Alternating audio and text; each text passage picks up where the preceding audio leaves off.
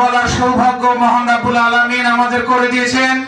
সেই কারণে আল্লাহ তাআলার শুকরিয়া জ্ঞাপন করছি। দীর্ঘ 17 বছর 8 মাস প্রায় আমরা ক্ষমতার বাইরে রয়েছি।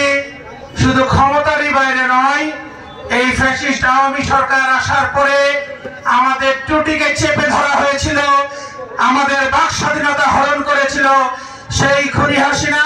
এই মঞ্চে দাঁড়িয়ে শুধু একটি কথাই বলতে চাই, হাসিনাকে নিয়ে আর কোনো বক্তব্য নয়। আমরা এই মুহূর্তে দেখতে চাই শেখ হাসিনাকে বিচারের আওতাধীন নিয়ে আসতে হবে।